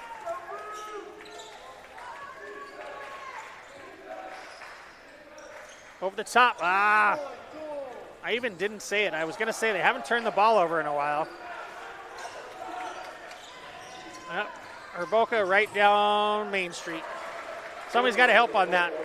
Somebody really needs to take a charge on that. Herboka's not in any foul trouble, but 22 now, and he really gets going downhill in a hurry. So you got to get some extra help there. Desi backs it out. 30-second timeout for Coach Lamana. So we'll stay with you here. 30-second, that will not stretch. Coach Lamana, I believe, with only one timeout left now, just his full. The 5:51 mark. Second half. Possession arrows in favor of Whitman at this point.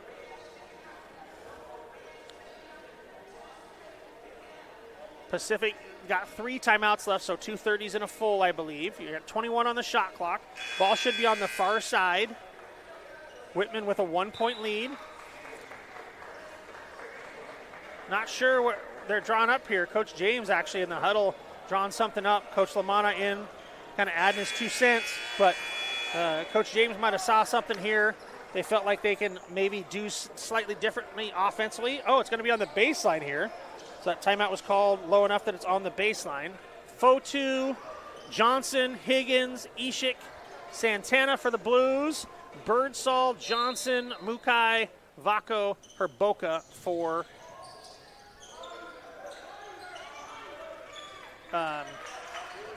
the Boxers. Nice little pass by Santana. Ishik with the left hand, shows the crowd the left hand. Johnson on Herboka now. Interesting. Good job by Johnson. It's off. Good box out by Fotu. Santana able to secure the rebound. Boy, if Whitman could get this up to 8 or 10 here, that'd be huge. Higgins thought about it. Ooh, thought about the little sidestep one. He's kind of been on fire. That wouldn't be a bad idea. But Ishik got it. Top of the key. Just a 2. He was well inside the 3-point line. Vako getting downhill, trying to go at Ishik. Vako's going to try to back him down off the mark. Johnson over the back. Oh, and they're going to say.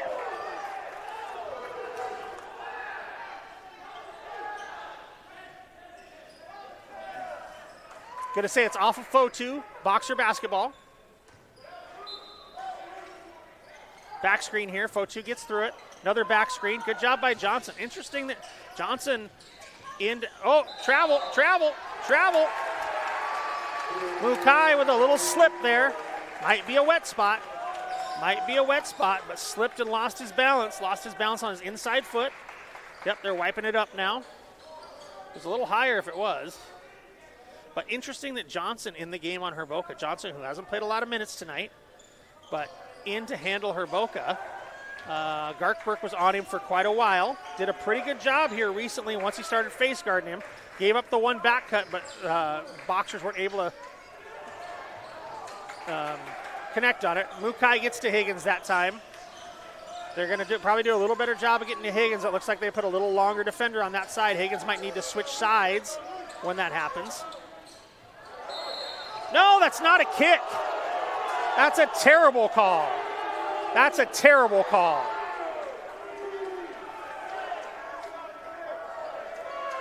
Behind the back pass off of Fotu's knee, they're going to call a kick. A kick has to be intentional. That was not intentional.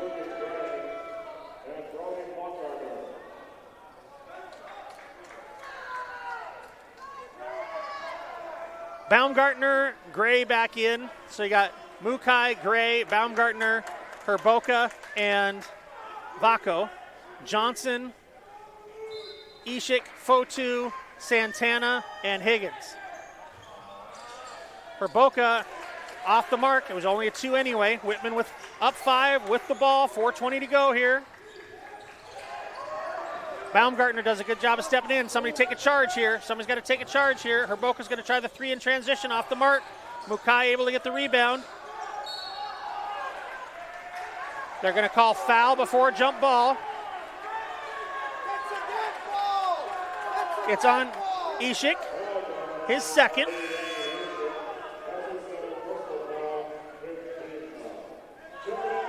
So Sarp, Kirkberg back in for Santana.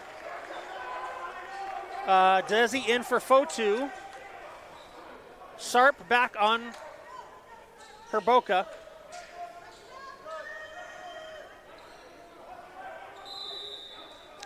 And we're going to get a timeout here by the Boxers. 30 seconds, so we're staying with you and staying up here. Players are staying up. So 4:05 to go, second half. Boxers want a quick. Oh, but it's within 30 seconds, so this will turn into a meet. It'll stretch to media. So with 4:05 to go, Whitman up 5, it'll be Boxer basketball.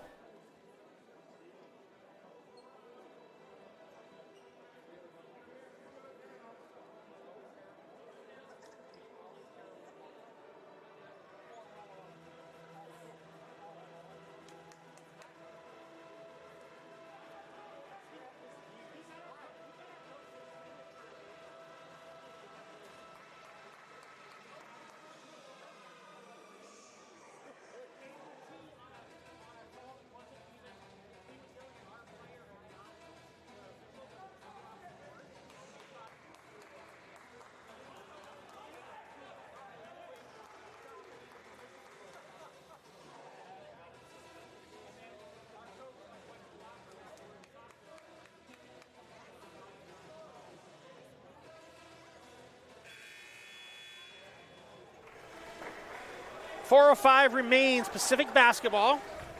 That was just a 30-second timeout by Pacific. So Pacific with 2 timeouts left, Whitman with 1. Jump ball is in favor of, or alternating possession in favor of Whitman. Whitman 5-point lead, 4:05 go here, 20 on the shot clock because that was a foul called on Ali F.I. Ishik, just his second. Whitman team 5th. Can't believe there's only been 2 fouls called on Pacific the whole second half. Only 5 on Whitman, so pretty clean second half in terms of fouls and what's been called. Vako trying to back down Ishik, nothing. Mukai going to try to go at Higgins, going to call a foul again. This time on Higgins. Higgins second.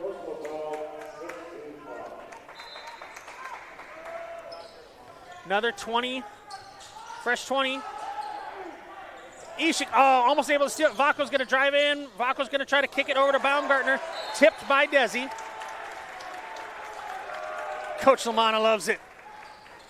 Loves that tip by Desi. Just 16 on the shot clock. Whitman more than happy to let him. Oh, over the top to Mukai.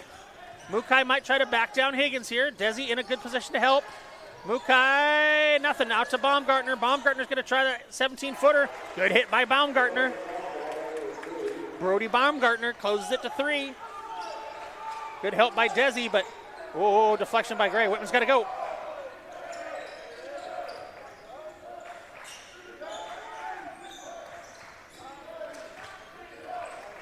Garkberg at the top. Over the top to Desi. Desi trying to go middle. Jump hook. Oh, just off the mark. Good move. Baumgartner with the rebound ahead to Gray. Gray thought about trying to get downhill. Back to Mukai. Garkberg again over here.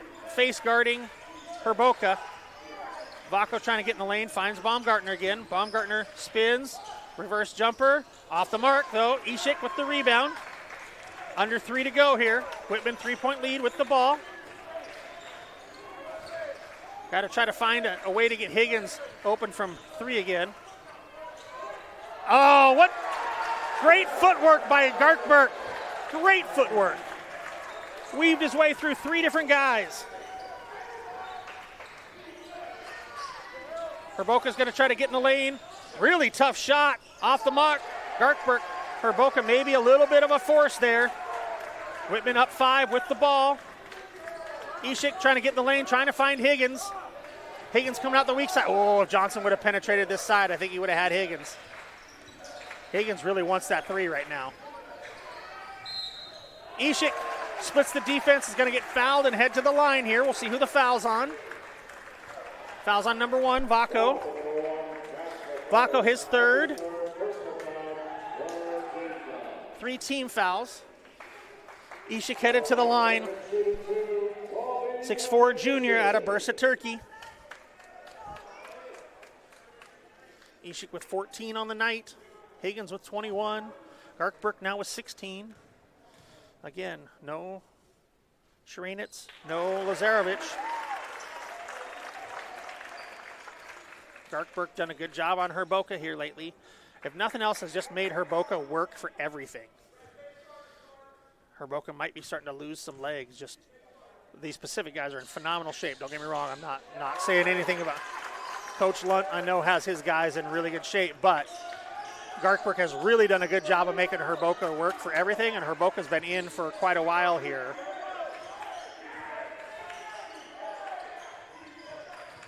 Got to be ready to help. Got to be ready to help. Vako's going to get in the lane. Goes up.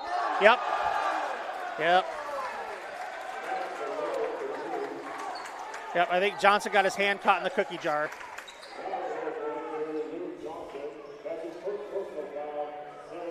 I think his hand was outstretched when Vako lifted his arms and just caught him in the cookie jar. So Vako makes the bucket. He's got 14 now. We'll try to complete the 3-point play here. 1:45 to go. Whitman 1 timeout. Pacific with 2. Pacific's going to take one of their 2. Going to take their 30-second timeout. So each team will have 1 timeout remaining. I believe each team has their full left, so 1:45 to go. I would watch maybe a little bit more intense pressure here from Coach Lunt. Maybe a backside trap. So not the player in front, like as the ball handler is dribbling up the court, not the player they can see, but the player that's behind them. And then the guy guarding the ball handler has to turn the ball 1 time. And as he turns him right into a defender who's running into trap. It can cause some uneasiness by the ball handler. It can oftentimes lead to travels, or they also might just elevate and make a bad decision, or they might be spinning and kind of lose the ball in the spin to that player that's trapping from behind. So Herboka, Gray, Vako, Baumgartner, and Mukai. So the starters for the Boxers, Luke Johnson, Garkberg, Ishik, Desi, and Higgins for Whitman. So immediate trap. Jump ball, that's in favor of Whitman. But that's a big jump ball for Pacific because now they get the next one. I don't think that resets the 10-second count either, so Whitman's only got 7 seconds to get it across, and the only other way to break that is with a timeout. Whitman only has 1 timeout left, so Whitman's got to push the ball quickly here. Gotta go. They don't know it. Oh, just across.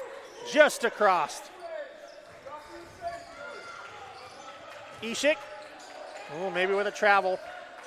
11 on the shot clock. Garkberg back to Ishik. Ishik with a little short jumper. Ball batted around. Desi with the rebound. Ishik back to Desi. Desi goes up. Finishes it. 1:16 to go. Back up 6. Great job by Desi. Ishik also a great job. They almost got back tipped. Johnson with the good help from Desi. Mukai going at Higgins again underneath. Yep, Higgins is going to get called for the foul. Be a 1-and-1 here.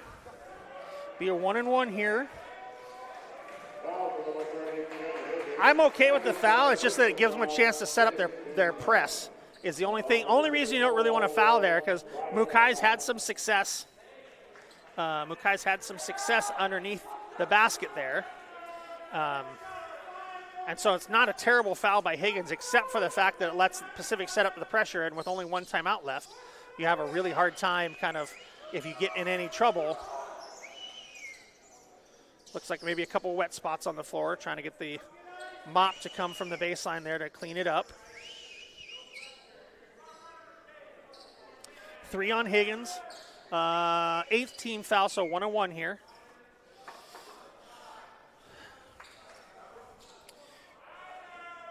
Mukai, 63% on the line. He's their second leading scorer with 11 points a game. Long, that's long. Oh, got the roll. You can see it was long coming out of his hand, but got the friendly back rim bounce.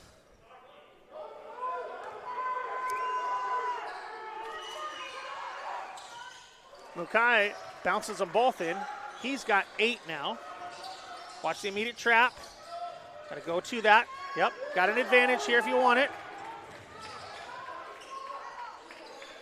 Looks like Pacific's not going to foul, so they're down 4. There's about 28 seconds difference, but Whitman more than happy to run this clock down and try to get a good shot with under 5 on the shot clock. Even if you just get a deep 3, even if you miss, it's still a 2-possession game. Higgins needs to come up. Come on. Off the mark. Desi bats it out, but only boxers back there. Baumgartner, Herboka, Mukai wide open under the basket. And that'll be the last timeout for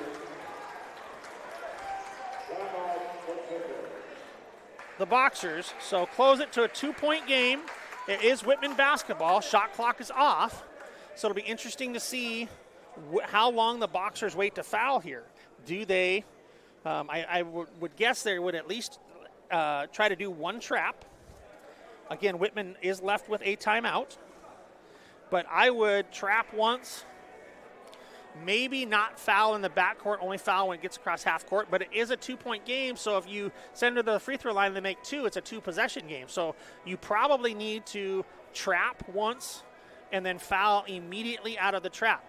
And there is no 5-second call in the backcourt, so the last thing Whitman can do is throw the ball and turn it over, especially turning it over on a back pass towards Pacific's basket, but also that middle pass. Pacific will be closing hard on that middle pass, and that usually leads to a wide open lay-in because that player's momentum's going downhill so much, and then they've got offensive players that's usually a 3-on-1, 4-on-1 situation. Whitman does have the baseline to run.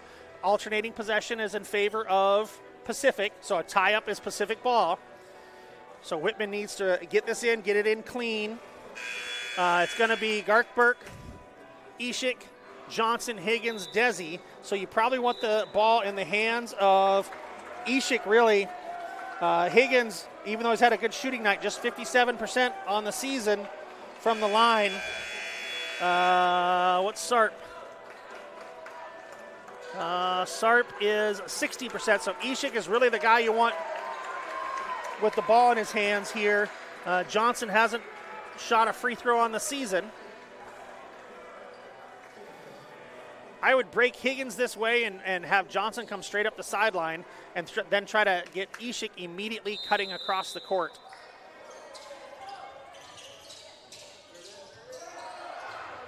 Got it into Desi. They'll foul Desi immediately. That's Mukai with the foul, his third. Oh, I forgot that. That's only the 4th team foul. Whitman just needs to get it in here, and they'll kill some time. They might be able to kill another 7 or 8 seconds just for the Boxers to be able to get into the bonus. I forgot about that. This is one time when not fouling early gets you in a little bit of trouble. Desi wide open again. Just hold on to it because they're going to run and foul you. Mukai's fourth.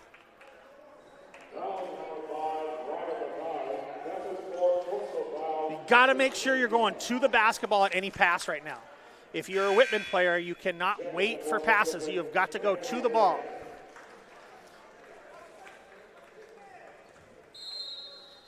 Remember, they'll shoot at 7, so 2 more fouls to give on. Oh.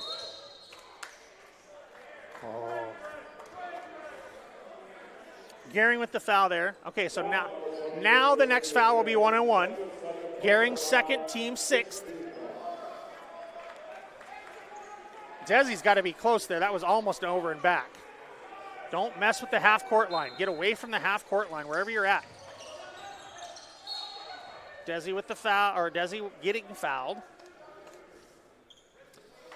Be interesting. I almost maybe would have gone to Fotu there. Fotu, 65%. Desi has made a couple tonight. So foul was on number 2, Lucas Gray, his second. So 2 big ones here, 17.5 to go. It's a 1-and-1. That was just the 7th team foul, so it's a 1-and-1. Whitman's got to make sure they find Herboka in transition. Off the mark, Vako with the rebound. Herboka getting downhill, got to be ready to help. If you help, you got to help off of Vako. Ball's underneath.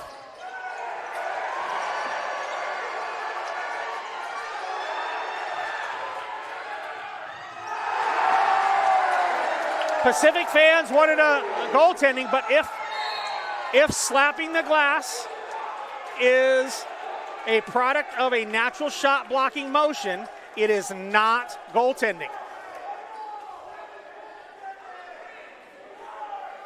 I got into this with officials multiple times because there used to be guys that we'd play against all the time that would slap the glass intentionally, and if it looks like an honest shot block attempt and they hit the glass, it is not goaltending.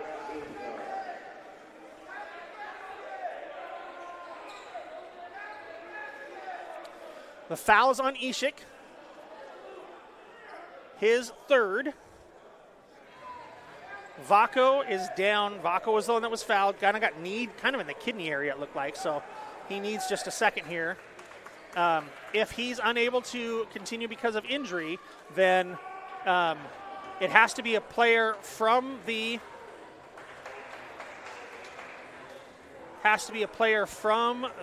bench that of your choosing. If the player goes out due to injury, then Pacific gets to pick the replacement shooter. It will just be a 1-and-1. If I was Pacific of the guys on the bench, Birdsall comes to mind, but I don't know their percentages that well.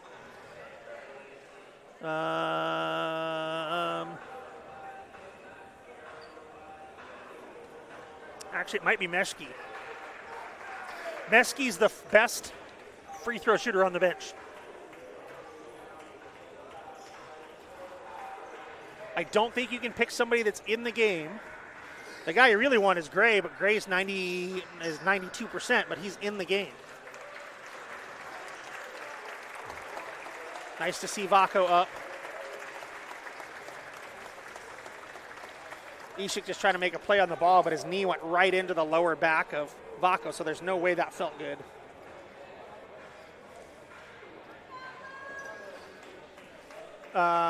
No timeouts left for Pacific. 1 timeout remains for Whitman. 1.7 on the clock.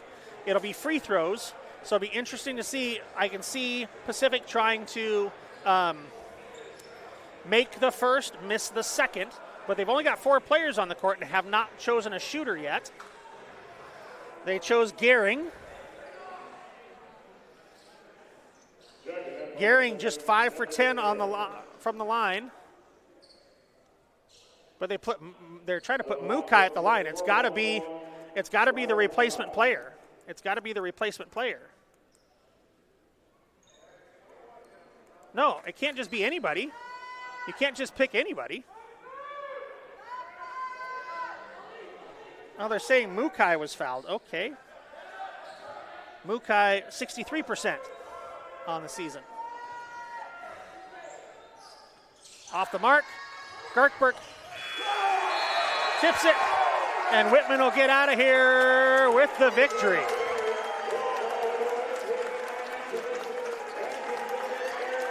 $92-88. I know the Pacific fans think that goaltend is the big difference, but Whitman with the 92-88 victory. 21 by Ken Higgins, 16 by Ishik and Garkberg, stepping up and playing those minutes for